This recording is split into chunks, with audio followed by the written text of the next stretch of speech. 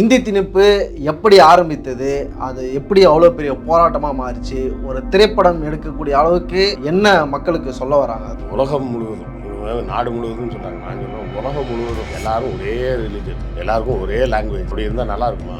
நல்லா தான் இருக்கும். இப்போ கேட்கறது நல்லா தான் இருக்குது. போயிட்டு யாருக்கிட்ட வேணாலும் கம்யூனிகேஷன் வச்சுக்க முடியும். நல்லா தான் இருக்கும். யாருக்கு நல்லா இருக்கும்னா ஆட்சி செய்கிறவனுக்கு நல்லா இருக்கும், மக்களுக்கு இல்லை. நீங்கள் வட இந்தியாவில் இருக்கக்கூடிய யார் வேணாலும் ஒரு பாகிஸ்தானி கூட தாராளமாக பேச முடியும், ரெண்டு பேருக்குமே புரியும். பாகிஸ்தானி என்ன சொல்லிட்டு இருப்பான்னா, நான் உருதுல பேசுகிறேன்னு சொல்லுவான், இவன் வந்து ஹிந்தியில் பேசுகிறேன்னு சொல்லுவான். அவ்வளோதான். இப்படி தான் இந்த ஹிந்தியை உருவாக்கி பகவத்கீதையை பிரிண்ட் அடித்து எல்லா இடமும் கொடுக்க ஆரம்பிச்சு இதை வந்து தனி பாடமாக கொண்டு வரணுன்ற இது வந்து எப்போ வருதுன்னா 1935 வந்துச்சு, சுதந்திரத்துக்கு முன்னாடி. இது சரியான மாடலாக இருந்திருந்தா வெள்ளக்காரனே அதை செஞ்சிருப்பான்ல. இன்னொரு பெரியாரிய செயற்பாட்டை சொல்லணும்னா இது வந்து இந்தி திணிப்புன்னு சொல்லக்கூடாது, இந்திய ஆதிக்கம் அப்படிதான் சொல்லணும். திணிப்பு தான் ஆதிக்கம், ரெண்டும் ஒன்று தானே. உனக்கு பிடிக்காத ஒரு விஷயத்தை நீ செஞ்சே ஆகணும்னு நான் சொன்னால் என்னோட பவரை வச்சு தான் செய்ய முடியும். எனக்கு உண்மையில பவர், அந்த அதிகாரம் இருந்தால் அந்த அதிகாரத்தை பயன்படுத்தி செய்யலாம். திணிப்பதுன்றது அதிகாரத்தை கொடுக்கறது. ஒருத்தன் ஸ்கூலில் போய் படிச்சிருப்பான், அப்பவும் அவன் எழுத படிக்க தெரியாதவன தான் இருப்பான். இப்போவே இங்கிலீஷில் ஃபார்ம் கொடுத்தாலே பேங்க்ல செல்லான் ஃபில் பண்ணுன்னா தன்றான். இங்கிலீஷும் கிடையாது, வெறுமனே ஹிந்தியில் தான் இருக்கும் ஃபார்ம். அப்படின்றது எப்படி இருக்கும்? அதான் ஹிந்தி கற்றுக்கோங்க. அதை கற்றுக்கிட்டு எனக்கு என்ன ஆக போகுது? மொழின்றது ஒரு கம்யூனிகேஷன். இந்த கம்யூனிகேஷனுக்கான ஒரு லாங்குவேஜை நீ கற்றுக்கோன்னு சொல்ல கூட பரவாயில்ல. சரி, ஒரு சும்மா வேணா கற்றுக்கலான்னு. கட்டாயம் கற்றுக்கணும். அந்த கட்டாயம் கற்றுக்கிறதுக்கு கூட அந்த லாங்குவேஜில் ஒரு கர்மாந்திரமும் கிடையாது. ஒரு மொழியை உன்கிட்ட கொண்டாந்து உள்ள திணிச்சு உன்னோட கலை, உன்னோட இலக்கியம், பண்பாடு எல்லாத்தையும் மாத்திரம். இன்னைக்கு விஜய் வந்து நான் அரசியல் கட்சி ஆரம்பிக்கிறேன்னு சொல்றாரு. இந்திய எதிர்ப்பு போராட்டம் இல்லாமல் இருந்திருந்தா விஜயே கிடையாது. உங்க toilet cleaner bison toilet cleaner குவாலிட்டியை விட பெட்டர்னு நிரூபிச்சா உங்க மொத்த பணமும் ரீஃபண்ட். பைசன் டாய்லெட் கிளீனர் இப்போது 79 ரூபாயில். அறம் நாடு பார்வையாளர்களுக்கு வணக்கம். இன்று நம்முடன் இணைந்திருக்கும் சிறப்பு விருந்தினர் எழுத்தாளர் கிருஷ்ணவேல் அவர்கள். வணக்கம்ண்ணா. வணக்கம். பராசக்தி படம், அதனுடைய பேரே வந்து எல்லாருக்குமே ஒரு கியூரியாசிட்டி வந்து கிரியேட் பண்ணுச்சு. அந்த காலத்து, அதாவது இந்தி திணிப்பு பேக்ரவுண்டாக வச்சு தான் அந்த படம் தயாராகுது அப்படின்ற பேச்சுகள் போயிட்டுருக்கு. இப்போ இருக்கிற தலைமுறையினருக்கு இப்போ தமிழ்னு சொன்னால் அவங்களால ஈஸியாக அட்டாச் ஆக முடியும். காலம் முழுவதும் எல்லா மக்களுக்கும் இருக்கிறது தான், அவங்க மொழியை வச்சு அவங்களால ஈஸியாக வந்து ஒருங்கிணைக்க முடியும். இந்தி திணிப்பு எப்படி ஆரம்பித்தது, அது எப்படி அவ்வளோ பெரிய போராட்டமாக மாறிச்சு, ஒரு திரைப்படம் எடுக்கக்கூடிய அளவுக்கு என்ன மக்களுக்கு சொல்ல வராங்க, அதில் என்ன சொல்லுவாங்கன்னு நம்ம எதிர்பார்க்கலாம்? ஹிந்தி திணிப்பு அப்படிங்கிறதுக்கு முன்னாடியே இன்னொரு விஷயத்தை நீங்கள் யோசிச்சு பாருங்களேன். உலகம் முழுவதும், நாடு முழுவதும் சொல்கிறாங்க. நான் சொல்கிறேன் உலகம் முழுவதும் எல்லாரும் ஒரே ரிலீஜன், எல்லாருக்கும் ஒரே லாங்குவேஜ். அப்படி இருந்தால் நல்லா இருக்குமா? நல்லா தானே இருக்கும். இப்போ கேட்கறது நல்லா தான் இருக்குது. போயிட்டு யாருக்கிட்ட வேணாலும் கம்யூனிகேஷன் வச்சுக்க முடியும். நல்லா தான் இருக்கும்.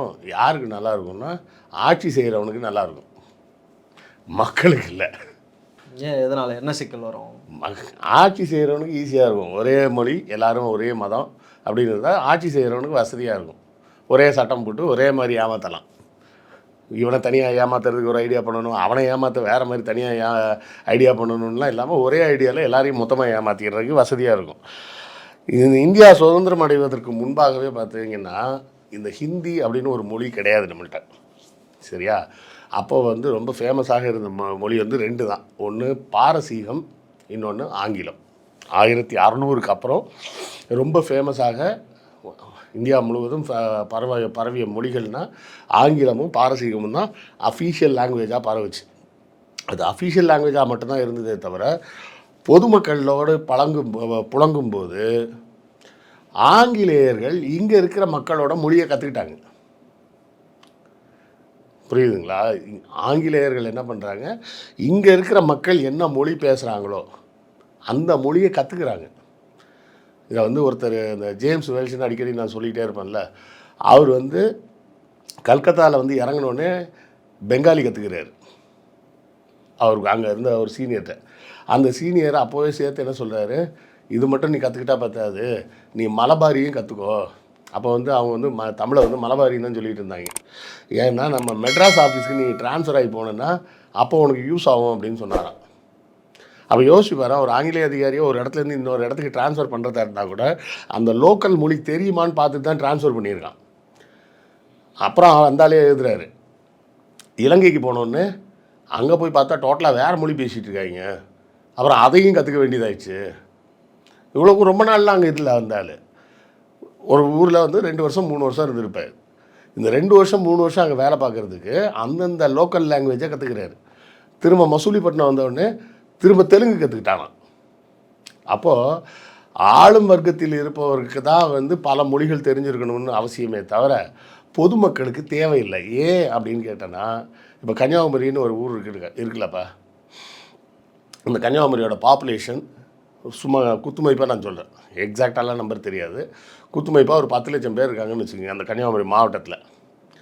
அந்த 10 லட்சம் பேரில் எத்தனை லட்சம்னு நான் கேட்கல, எத்தனை 1000 பேர் கன்னியாகுமரியை விட்டு புறப்பட்டு சென்னைக்கு வருவாங்க? அதில் எத்தனை 1000 பேர் வட இந்தியா போக போகிறாங்க? அதில் இன்னும் எத்தனை 100கள் நாட்டை விட்டே வேறு நாட்டுக்கு போக போகிறாங்க? அப்போ பார்த்தோன்னா அந்த 10 லட்சம் பேரில் ஒரு 2% 3% தான் வெளியே போக போகிறான், மீதி எல்லாம் அங்கேயே தான் இருக்க போகிறாங்க. புரியுதா? இப்போ இங்கேயே நீ சென்னையிலே பார்க்கலாம். அப்படி இருக்கும்போது இந்த மொழியை திணிக்கணுன்ற ஒரு விஷயம் எதுக்கு வருது அப்படின்னு கேட்டால், இந்தியாவில் மக்களை எந்த பேரை சொல்லியும் ஒருங்கிணைக்க முடியல. மதத்தை சொல்லலான்னு பார்த்தா நான் பௌத்தன்றான், ஒருத்தன் சமணம்ன்றான், ஒருத்தன் இஸ்லாமியன்றான், ஒருத்தன் கிறிஸ்டியன்றான், ஒருத்தன் இந்துன்றான். சரி, இந்துனாவது ஒன்று சேர்க்கலான்னு பார்த்தா அப்பவும் ஒன்றும் சேர்க்க முடியல. கேட்டால் இவங்க பார்ப்பனர்கள், இவங்க சூத்திரர்கள், இப்படி பிரித்து வச்சுருக்காங்க. சாதின்னு எல்லாம் பிரிஞ்சு கிடக்கு, யாரையுமே எதெல்லாரையும் ஒன்று சேர்க்க முடியல. அப்போ அவங்க என்ன நினைக்கிறாங்க, நம்ம ஒரு புதுசாக ஒரு மொழியை கொண்டு வந்தால் அந்த மொழி மூலமாக ஒன்று சேர்த்துடலாமா அப்படின்னு யோசிக்கிறாங்க. அப்போ தான் 1908 தான் முதல்ல இந்த ஹிந்தி அப்படின்ற ஒரு மொழியை உருவாக்குறாங்க. லிட்ரலாக உருவாக்குறாங்க. அப்படி ஒரு மொழியே கிடையாது. அப்போ இருந்த மொழி என்னென்னா உருதுன்னு ஒரு மொழி இருக்குது. அந்த உருதுன்றது யார் பேசுவாங்கன்னா படை வீரர்களுக்குள்ளே பேசிப்பாங்க. அதுக்கு உருதுன்னு அப்போ பேர் கிடையாது, அப்போ பேர் இந்துஸ்தானின்னு பேர். அந்த இந்துஸ்தானி எழுதப்பட்டது எப்படி எழுதப்பட்டது? அரபு எழுத்துக்களால் எழுதப்பட்டது. அப்படி எழுதுனதுனால அதை உருதுன்னு சொல்லிட்டாங்க. சரியா? பாரசீக மொழியில் உருது அப்படின்னு சொன்னால் என்ன அர்த்தம்னா போர் கூடாரம்னு அர்த்தம். உருதுனா என்ன அர்த்தம்? போர் கூடாரம். அப்போ இந்த உருது தான் எல்லோரும் பேசிகிட்டு இருக்கிறாங்கன்றப்போ, அவர் பேர் வந்து சர் வில்லியம்ஸ்ன்னு நினைக்கிறேன். அவர் தான் வந்து என்ன பண்ணுறாரு, இவங்க கேட்குறாங்கன்னு சொல்லிட்டு இவங்களுக்கு தனியாக ஒரு இந்த தேவநகரி ஸ்கிரிப்டில் நீங்கள் அதை எழுதுங்க அப்படின்னு கொடுத்த உடனே கீதா பிரஸ்ன்னு ஒன்று ஆரம்பிக்கிறாங்க வாரணாசியில். ஆரம்பித்து பகவத்கீதையை பிரிண்ட் அடிக்கிறாங்க இந்த புது லாங்குவேஜில்.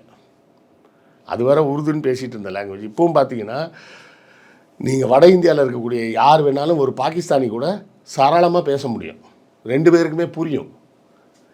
பாகிஸ்தானி என்ன சொல்லிட்டு இருப்பான்னா நான் உருதுவில் பேசுகிறேன்னு சொல்லுவான், இவன் வந்து ஹிந்தியில் பேசுகிறேன்னு சொல்லுவான், அவ்வளோதான். ஆனால் மொழி ஒரே ஒரு மொழி தான். இதே மாதிரி நீ தமிழ்லேயும் ஒன்று இருக்குது, இலங்கைக்கு போனேன்னா அராபின்னு ஒரு மொழின்னு சொல்லுவாங்க. அந்த அராபி மொழி எப்படி இருக்குன்னா தமிழ் தான். அது எழுதுகிற ஸ்கிரிப்ட் மட்டும் அரபிக் ஸ்கிரிப்டில் இருக்கும், அரபு எழுத்துக்களில் எழுதியிருக்கும், ஆனால் தமிழ் தான் அது. அரபு எழுத்துக்களில் மிளகு அப்படின்னு எழுதியிருப்பான், சுக்கு, மிளகு, தக்காளி, உருளைக்கிழங்கு அப்படின்லாம் அந்த அரபு மொழியில் எழுதியிருப்பான். அதை வாசி பார்த்தா அது உருளைக்கிழங்குன்னு தான் இருக்கும். இப்படி தான் இந்த ஹிந்தியை உருவாக்கி பகவத்கீதையை பிரிண்ட் அடித்து எல்லா இடமும் கொடுக்க ஆரம்பிக்கிறாங்க. கொடுக்க ஆரம்பித்து இதை வந்து தனி பாடமாக கொண்டு வரணுன்றாங்க. இது வந்து எப்போ வருதுன்னா 1935 வந்துருச்சு, சுதந்திரத்துக்கு முன்னாடியே. இது சரியான மாடலாக இருந்திருந்தால் வெள்ளைக்காரனே அதை செஞ்சுருப்பான்ல. கிட்டத்தட்ட ஒரு அங்கே ஒரு 150, இங்கே ஒரு 100, 250 வருஷம் ஆட்சி பண்ணியிருக்கான். வெள்ளைக்காரனே சொல்லியிருப்பான்ல எல்லோரும் இங்கிலீஷ் படிங்கன்னு. இஷ்டம் இருந்தால் படிக்கன்னு தான் சொன்னானே தவிர இங்கிலீஷ் படித்தே ஆகணும்னு கட்டாயப்படுத்தலையா அவன். ஏன்னா இது ஒர்க் ஆகாதுன்னு மாடல்னு தெரியும். ஏன்னா இது எப்போ ஒர்க் ஆகாதுன்னு தெரியும்னா இயேசு பிறக்கிறதுக்கு முன்னாடியே தெரியும் இது ஒர்க் ஆகாதுன்னு. அப்போது இந்த ரோம் சாம்ராஜ்யம் உருவாகும் போது என்ன பண்ணுறாங்க, எல்லா பகுதிக்கும் சேர்த்து லத்தீன் மொழியில் தான் வைக்கணும்னு வைங்க. அந்த லத்தீனை ஒரே மொழியாக வையின்னு சொன்னதில் தான் எல்லாம் பிரச்சனையாகி தனித்தனி நாடாக பிரிஞ்சு போயிட்டாங்க. அப்போது இயேசு பிறக்கிற காலத்துலேயே வந்து ஒரே மொழின்னு சொன்னது ரோம் சாம்ராஜ்யத்திலே ஒர்க் ஆகலை. இங்கே ஒர்க் ஆகணும்னு இவன் நம்பினான். நம்பினது மட்டும் இல்லாமல் அதை நம்ம மேலே திணிச்சான், நீ கட்டாயம் இந்தியை படித்தாகணும் அப்படின்னா. இப்போ இன்னொரு பெரியாரிய செயற்பாட்டாளர் சொல்லணும்னா இது வந்து இந்தி திணிப்புன்னு சொல்லக்கூடாது, இந்திய ஆதிக்கம் அப்படி தான் சொல்லணும். அப்படி திணிப்பு தான் ஆதிக்கம், ரெண்டும் ஒன்று தானே. உனக்கு பிடிக்காத ஒரு விஷயத்தை நீ செஞ்சே ஆகணும்னு நான் சொன்னால் என்னோடய பவரை வச்சு தான் செய்ய முடியும். எனக்கு உண்மையில பவர் அந்த அதிகாரம் இருந்தால் அந்த அதிகாரத்தை பயன்படுத்தி செய்யலாம். திணிப்பதுன்றது அதிகாரத்தை கொடுக்கறது தானே. இப்போ தமிழ்நாட்டில் என்ன விதமான ரிபல்ஸ் நடக்குது? தமிழ்நாட்டில் 1935 பெரியார் வந்து இந்திய எதிர்ப்பு போராட்டம் அறிவிச்சிட்டார். அப்போவே அறிவித்து அது பெரிய போராட்டமாகி அப்போதைக்கு தற்காலிகமாக தள்ளி வைக்கப்பட்டது. மறுபடியும் 1960களில் இன்னொரு முறை வருது. அப்போ ஒரு பக்கம் பெரியார், இன்னொரு பக்கம் அண்ணா, 2 பேரும் இரட்டை குலை துப்பாக்கியாக நின்று இந்திய எதிர்ப்பு அப்படின்ற விஷயத்த முன்னெடுத்தாங்க. அது எதனால் தப்புன்னு நான் சொல்கிறேன்றது நல்லா புரிஞ்சுக்கணும். ஒருத்தன் கிராமத்துலேருந்து வர்றான்னு வைங்க, ஒரு ஆணோ ஒரு பெண்ணோ வராங்க, ஒரு ரயில்வே ஸ்டேஷனுக்கு வராங்க, வந்தால் என்ன சொல்லுது, யாத்ரிகன் கிருப்பியான் ஜாம் தேத்தி ஹே, गाड़ी नंबर 601 9 50 मिनट से 8 नंबर प्लेटफार्म से आ रही है அப்படின்னா இது எதுக்காக புரியுமா? இதுதான் புரியலன்னு விட்டுரு. அங்கே போய் போர்டு பார்த்தேன்னு வச்சுக்க, எக்மோர் அப்படின்னு ஹிந்தியில் எழுதி வச்சுருப்பான். அவன் சொன்னது ஹிந்தி மட்டும் இல்லை, இங்கிலீஷை எடுத்துருன்னு வேற சொன்னான். அப்போ என்ன ஆகும்? ஒருத்தன் ஸ்கூலில் போய் படிச்சிருப்பான், அப்போவும் அவன் எழுத படிக்க தெரியாதவன தான் இருப்பான். இப்போவே இங்கிலீஷில் ஃபார்ம் கொடுத்தாலே பேங்க்கில் செலான் ஃபில் பண்ணுன்னா தத்தன்றான். இங்கிலீஷும் கிடையாது, வெறுமனே ஹிந்தியில் தான் இருக்கும் ஃபார்ம் அப்படின்றது தான் எப்படி இருக்கும்? அதான் ஹிந்தி கற்றுக்கோங்க. அதை கற்றுக்கிட்டு எனக்கு என்ன ஆக போகுது? நான் கன்னியாகுமரி விட்டு வெளியவே போகிறதில்ல, புரியுதா? கன்னியாகுமரியில் எனக்கு வீடு இருக்குது, ஒரு கடை வச்சுருக்கேன், வியாபாரம் நடக்குது. நான் என் வேலையே டெய்லி வீட்டிலேருந்து கடைக்கு போகணும், வியாபாரம் பண்ணணும், திரும்ப வீட்டுக்கு வரணும், சாப்பிட்டு தூங்கணும், மறுநாள் கடைக்கு போகணும்.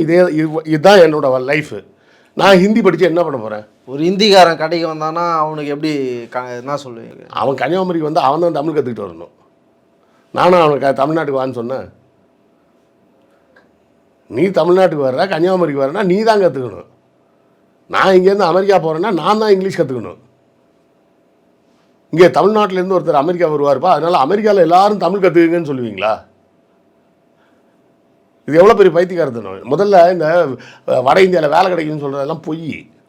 வட இந்தியாவுக்கு ஏன்பா போக போகிறான்? அவன் போகணுன்னு என்ன அவசியம்? சென்ட்ரல் கவர்மெண்ட் ஜாப் கிடைக்குன்னா அது கிடைச்சா கற்றுக்கிறான், கிடைச்சா கற்றுக்க போகிறான்ப்பா. சரியா? ஆங்கிலத்தில் ஒரு பழமொழி சொல்லுவாங்க, let's cross the bridge when it comes அப்படிம்பாங்க.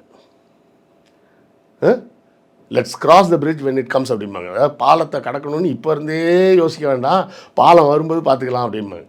அதை தமிழில் இன்னொரு பழமொழி சொல்லுவாங்க, கூனியூருக்கு போகிறவன் தஞ்சாவூர்லேருந்தே குனிஞ்சிக்கிட்டு போனானா அப்படிம்பாங்க. ஏன்னா கூனியூரில் வந்து எல்லாருமே குனிஞ்சு தான் நடப்பாங்களாம். நம்ம அதனால் இப்போயே பழகிக்கலாம் அப்படின்னு சொல்லிட்டு தஞ்சாவூர்லேருந்து கிளம்பும்போதே குனிஞ்சே நடந்து போனான் அப்படின்ற மாதிரி தமிழில் ஒரு பழமொழி சொல்லுவாங்க.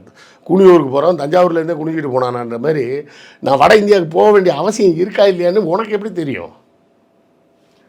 அது ஒரு சாய்ஸ் தானேப்பா. நான் 35 வருஷமாக மீடியாவில் இருக்கேன். எனக்கு 3 தடவை ஆஃபர் இருந்தது. ஒரு தடவை இலங்கையில் ஒரு மீடியா ஹவுஸ்லேருந்து ஒரு ஆஃபர் இருந்தது. 2 தடவை துபாயிலேருந்து ஒரு மீடியா ஹவுஸ்லேருந்து ஆஃபர் இருந்தது. நான் வேண்டான்னு சொல்லிட்டேன். எனக்கு வெளிநாடு போய் வேலை செய்ய இஷ்டம் கிடையாது அப்போ இருந்தே. சரியா? அப்போ ஒருத்தன் வந்து வெளியே போகிறனா இல்லையானே தெரியாது உனக்கு. நான் வந்து வட இந்தியா போகணுமா இல்லையான்றதே உனக்கு தெரியாது, ஆனால் நான் ஹிந்தி படிக்கணும் அப்படின்னா அதை படித்து நான் என்ன பண்ண போகிறேன்? மொழின்றது ஒரு கம்யூனிகேஷனுக்கு. இந்த கம்யூனிகேஷனுக்கான ஒரு லாங்குவேஜை நீ கற்றுக்கோன்னு சொல்கிற கூட பரவாயில்ல, சரி ஒரு சும்மா வேணா கற்றுக்கலான்னு. கட்டாயம் கற்றுக்கணும். அந்த கட்டாயம் கற்றுக்கிறதுக்கு கூட அந்த லாங்குவேஜில் ஒரு கர்மாந்திரமும் கிடையாது. ஸ்கூலுக்கு ஹிந்தியில் என்னப்பா? ஸ்கூல் தான். ஹாஸ்பிட்டலுக்கு ஹிந்தியில் என்னது? ஹாஸ்பிட்டால். பாதி வார்த்தையே ஹிந்தியில் வார்த்தையே கிடையாது. இப்போ சத்யகுமார்னு ஒருத்தர் போயிட்டு சேர்ந்துருக்காருல டிவிகேல, அவர் வந்து நீங்கள் புறநானூற்றை வந்து நீங்கள் ப்ரொமோட் பண்ணீங்களா, திருக்குறளை வந்து நீங்கள் ப்ரொமோட் பண்ணீங்களா அப்படின்னு கேட்பாரு. சரிப்பா ஹிந்தியில் ப்ரொமோட் பண்ணுறது என்ன இருக்குதுன்னு நெல்சன் சேவியர் கேட்பாரு. அவன் முடிப்பான், சொல்கிறேன் சார் அப்படி. இல்லை, அந்த வக்கீல முதல்ல புறநானூறு அகநானூறு திருக்குறள் இது ஸ்பெல்லிங் மிஸ்டேக் இல்லாமல் எழுத சொல்லு தமிழில். அட்வொகேட் படிச்சிருக்காரு, எழுத மாட்டாரா? எழுதி காட்ட சொல்லி. எனக்கு என்னவோ சந்தேகமாக இருக்குது, அந்த அளவுக்குலாம் அவருக்கு நாலேஜெலாம் இருக்காது. புறநானூறு அகநானூறுன்ற பேர்லாம் தெரிஞ்சிருக்கு அப்படின்றதே நீங்கள் சந்தோஷப்பட்டுக்கலாம் வேணா. அவ்வளோதான் அதில் சந்தோஷப்படுறதுக்கு உண்டான செய்தியை தவிர அதை தாண்டிய சந்தோஷப்படுற அளவுக்குலாம் பெரிய செய்திலாம் கிடையாது. இல்லை, முழுசாக இதை புரிஞ்சுங்க. அதாவது எதுக்காக இந்த ஒரு மொழியை திணிக்காதேன்னு நம்ம சொல்கிறோம்னா ரொம்ப சிம்பிள். மொத்த ஜனத்தொகையில் அதிகம் போனால் ஒரு 7% பேருக்கு மேலே புலம்பெயர்ந்து போக மாட்டாங்க. அப்படி புலம்பெயர்ந்து போக வேண்டியிருக்குன்னா அந்த பகுதியோட அரசாங்கம் அவ்வளோ மோசமாக இருக்குதுன்னு அர்த்தம். ஏதோ சிக்கல் இருக்குதாங்க. சிக்கல்ல மோசமாக இருக்குது. சோத்துக்கு வழி இல்லை அப்படின்றப்ப தான் புலம்பெயர்வான்பா. சோத்துக்கு வழி இல்லை அப்படின்றப்ப தான் புலம்பெயர்வான். ஒரு சிலர் தான் இன்னும் கொஞ்சம் நிறைய சம்பாதிக்கலாமேன்ட்டு போவான். அது ரொம்ப கம்மி. அது அந்த பர்சன்டேஜ் கம்மி. வேறு வழியே இல்லை, எனக்கு இந்த ஊரில் இருக்கேன், எனக்கு இந்த ஊரில் ஒத்த ரூபா சம்பாதிக்க கூட எனக்கு வழி இல்லை அப்படின்றப்ப தான் நான் அந்த ஊரை விட்டு போவேன். இல்லைன்னா நான் அந்த ஊரை விட்டு போக வேண்டிய அவசியம் என்ன இருக்குது எனக்கு? புரியுதா? மனிதன் வந்து ஒரு கூட்டமாக வாழக்கூடியவன். தான் சார்ந்திருக்கும் கூட்டத்தை விட்டுட்டு அவன் போகணுன்னு என்ன அவசியம் வருது? சோத்துக்கு பிரச்சனை வந்தால் தான் போவான், இல்லைன்னா போக மாட்டான். அப்படி இருக்கும்போது 93% மக்கள் வந்து யாரும் பிறந்த ஊரை விட்டு, நான் சொல்கிறேன் பிறந்த மாநிலத்தை கூட இல்லை, பிறந்த ஊரை விட்டே போக போகிறது இல்லை. இப்போ கொஞ்சம் மைக்ரேஷன் சென்னைக்கு ஜாஸ்தியாக இருக்கும். அது பிகாஸ் ஆஃப் ஐடி கம்பெனி அது இதெல்லாம் வந்ததுனால. இப்போ அந்த மாதிரி ஐடி கம்பெனிஸ் எல்லாம் நீ திருநெல்வேலி மாவட்டத்தில் ஒரு ஐடி காரிடர், மதுரையில் ஒரு ஐடி காரிடர் இப்படி ஓப்பன் பண்ணேன்னு வச்சுக்க. அதுக்கப்புறம் ஏன் அவன் மதுரைக்காரன் அங்கேருந்து வர போகிறான்? சரி, இப்போ இந்தி திணிப்புன்னு ஒரு போராட்டம் நடக்குது, அதை வந்து இப்போ படமாக எடுக்கிறாங்க. அதனுடைய தேவையாக இருக்குது. இப்போ மறந்துடக்கூடாதுல்ல. இப்போ திரும்பவும் சொல்லிட்டே இருக்காங்கல்ல, ஹிந்தி படிக்க விடாமல் பண்ணிட்டாங்க அப்படின்னு சொல்லிகிட்டே இருக்காங்கல்ல. அதன் தாக்கம், அதாவது நமக்கு பல விஷயங்கள் வந்து இப்போ உள்ள தலைமுறை வந்து டேக் இட் ஃபார் கிராண்டட். பல விஷயங்களை டேக் இட் ஃபார் கிராண்டடாக எடுத்துக்கிறாங்க. ஏன்னா அந்த வசதிகள்லாம் வந்ததுனால சௌரியமாக இருக்குல்ல அப்படின்ட்டு. இந்த வசதியான சூழ்நிலை வர்றதுக்கு முன்னாடி எப்படி இருந்தது வரலாறு நம்ம ஏன் திரும்ப திரும்ப பேசுகிறோம் அப்படின்னா வேறு ஒன்றும் கிடையாது. வரலாற்றில் ஏற்கனவே நடந்த தவறுகளை மீண்டும் செய்யாதீங்க அப்படின்றது, மீண்டும் செஞ்சிடாமல் நம்ம இருக்கணும் அப்படின்னு. இப்போ இந்த தரவாடு பற்றி நான் திரும்ப திரும்ப பேசுகிறேன் அப்படின்னு நிறைய பேர் சொல்லிகிட்டு இருக்காங்க. திரும்ப திரும்ப பேசினதுக்கப்புறமும் கரூரில் போய் பாப்பான் சாப்பிட்ட எச்சிலையில் உருள் வேணும் ஒருத்தன் கேஸ் போடுறான்ல, நடக்குதா இல்லையா?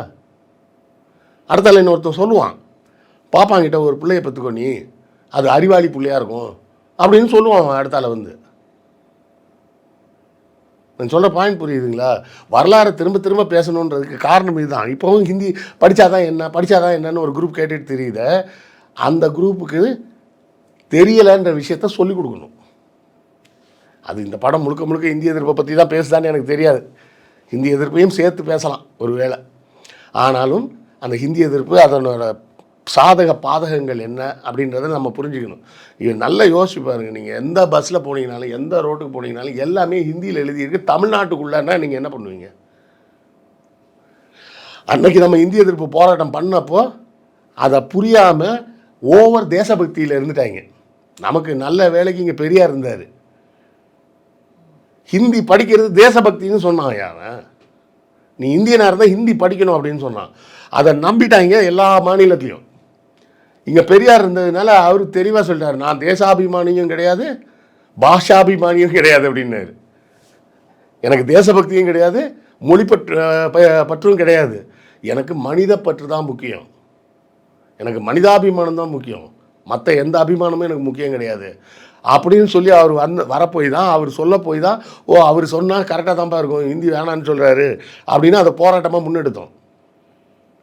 அப்படி எடுக்காமல் போயிருந்தா இப்போ இவ்வளோ வருஷம் கழித்து மகாராஷ்டிராவில் வெடிக்குது, கர்நாடகாவில் வெடிக்குது, வெஸ்ட் பெங்காலில் வெடிக்குது.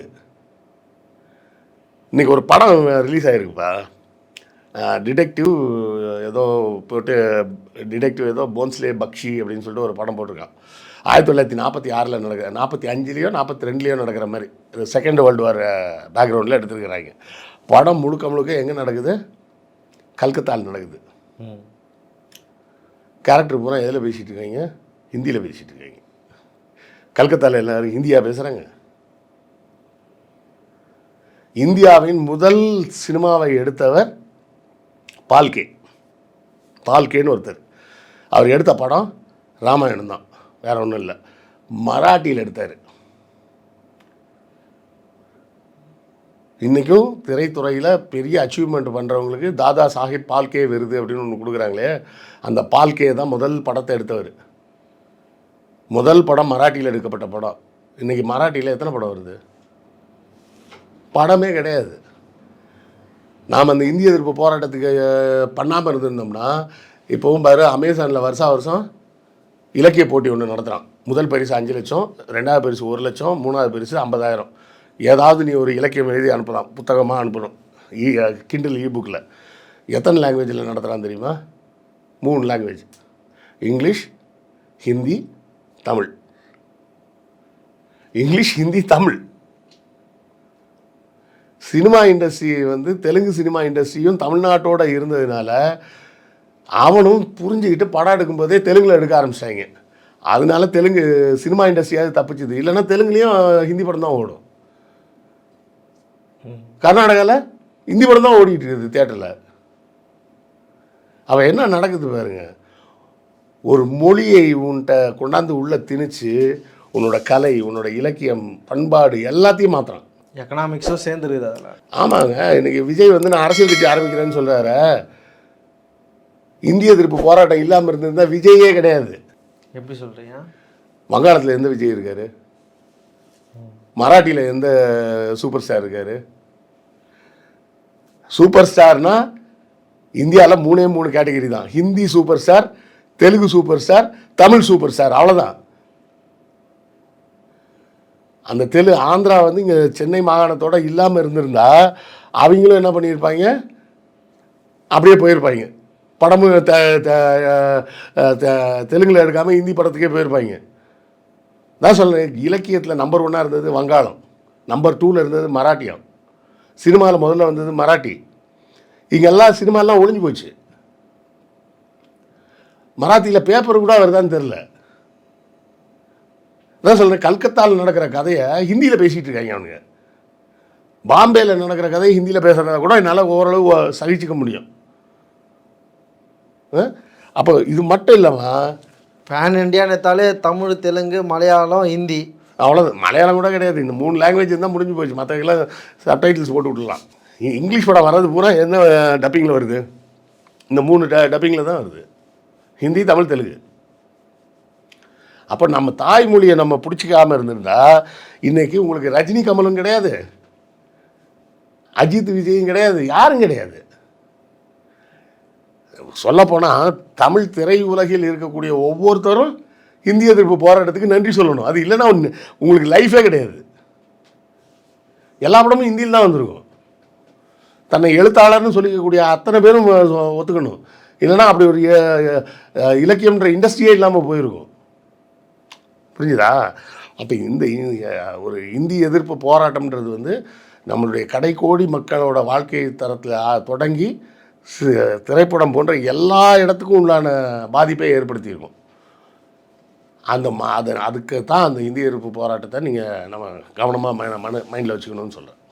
படம் வரட்டும், நம்ம இன்னும் விரிவாகவே பேசுவோம். படத்துக்கு முன்னாடி அவங்க எப்படி ஒரு ட்ரெய்லர் வருவாங்களோ அது மாதிரி தான் நம்மளும் ஒரு ட்ரெய்லராக பேசியிருக்கோம், ஒரு இன்ட்ரோவாக நம்ம வச்சுப்போம் பராசக்திக்கு. இன்னும் நம்ம வருகின்ற காலங்களில் படத்தை ஒட்டி நிறைய விஷயங்கள் டிஸ்கஸ் பண்ணுவோன்னா அரங்கத்திற்கு வந்து பல்லவத்தில் இப்போ நினைக்க ரொம்ப நன்றி.